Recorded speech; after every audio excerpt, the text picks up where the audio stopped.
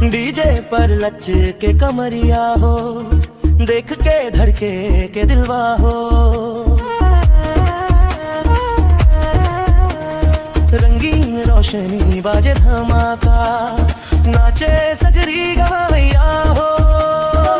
लाल चुनरिया हवा में उड़ेला, चेहरा तो हार चांद ही चमचमकेला। ढोलक बाजा बीट जब बाजे, पूरा मेला संग संग झूमेला। हाथ उठा के सब झूम, आज के रात ना कोई रुक। डीजे वाला आवाज बढ़ावा, नाच के माहौल गरमा।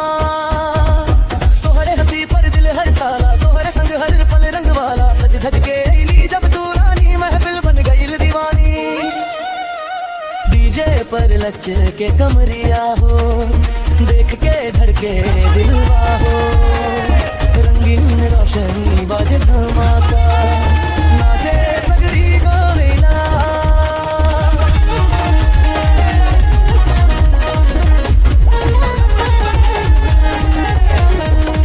डीजे पर लच के कमरिया हो, देख के धड़के दिलवा हो। रंगीन रोशनी बाजे धमाका, नाचे सगरी गवैया हो।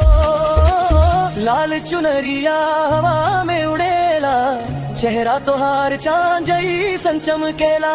ढोलक बाजा बीट जब बाजे, पूरा मेला संग संग झूमेला। हाथ उठा के सब छू,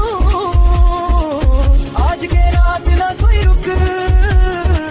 डीजे वाला आवाज बढ़ावा, नाच के माहौल गरमा।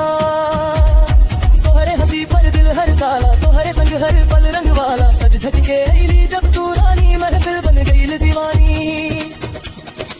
चारों ओर खुशी के नजारा, गीत संगीत के प्यारा सहारा।